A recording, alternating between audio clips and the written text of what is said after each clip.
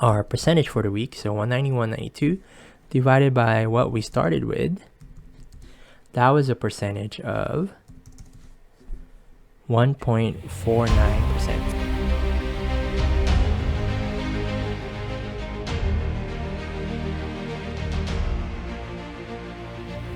How's it going? It's Rocky. Welcome to week number 41 of our Don't Lose Money challenge. Every Friday, I release content on my experience trading the micro e-mini futures, specifically the Dow Jones Industrial Average. And lately, I've been trading mostly the Globex market, which is during the time when the Asia market and the European market is open.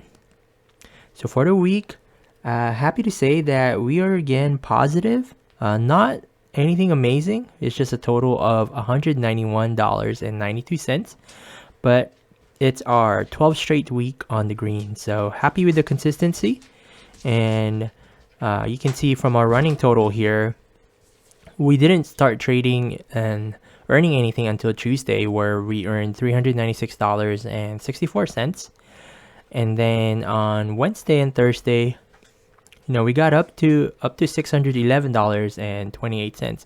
So that would have been a great total, but unfortunately on Friday I decided to trade during the day, and we did lose $419.36, but it is mark to market, and I will show you exactly what happened to that on our trade analysis towards the end of this content.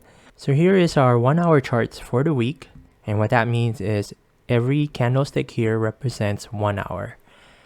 And I want to show you here is the 3 trades that I did this week. This is trade number 1, number 2, and number 3.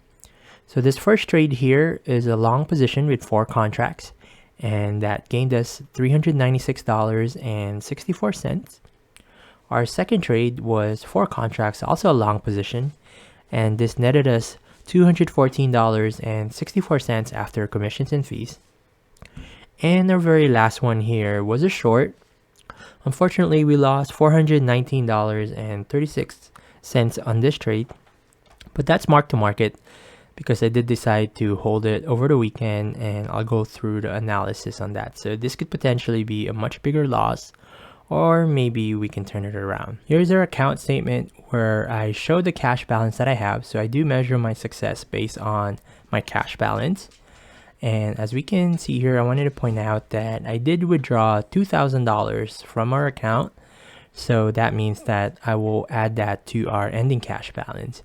And you can see here on that Friday, we did have a mark to market. So as I mentioned on the 1 hour charts, I decided to hold 8 contracts that I shorted. And that's why we have a mark to market loss of $402. So tune back next week and let's see what happens with that trade. So our ending cash for the week is $11,052.28. But since we did withdraw $2,000 from our account, we will add that back on the ending cash. And our starting cash was $12,860.36. So positive, but a very dismal $191.92. 40-hour week, that's about $479, so not a livable wage. And if we did do our percentage for the week, so 191.92 divided by what we started with, that was a percentage of 1.49%. So it's positive though, so profit is profit, and I will definitely take that. So here is our trade analysis, which is our mark-to-market loss of $419.36. I initially shorted 4 contracts at $35,060. And the reason that I did do that was this, after the Dow Jones have already gone up 800 points in a day and a half. So I was looking for some sort of reversal. A little bit foolish, yes. But I was going on a bit of a fundamental way of looking at it. Well, maybe not so fundamental, because the banks did earn a lot of profits for their earnings, which is why the market is so strong. So anyway, so looking at this, the reason I did short, following the bearish candles there, and on the stochastic RSI, at that point we were on the oversold side, which is when I like to short. and I was seeing that it was diverging on the MACD, so after the crossover. But it's always a risk to short when you are above the zero line here. So on the congruence for both of this on the tick-based chart, the stochastic RSI was on the oversold side and he had crossed over there. So that's one of the main reasons that I did short. Unfortunately, that was rejected a bit on the next candle. And this is why I really shouldn't trade during the day, because I'm busy doing other things. So I couldn't quite watch it as closely as I would like. So, the good part here, I guess, is I'm admitting what I know I did wrong. But I again shorted another 4 contracts here. So we had a total of 8 contracts that brought us to 35,070.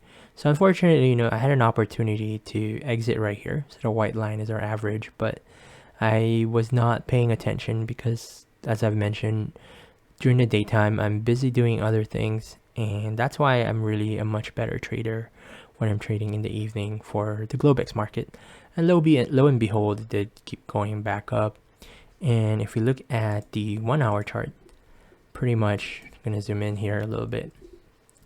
I was banking on this candle, and that's why I shorted, because it did trend down there. But again, big risk if you're above the zero line. But I decided to hold on to this, and we'll definitely, cut the losses quickly on Sunday if it doesn't react towards our direction. But wanted to show you that, I do make mistakes, even though we have 12 straight green weeks. But anyway, that's my content for the week. Please do like and subscribe.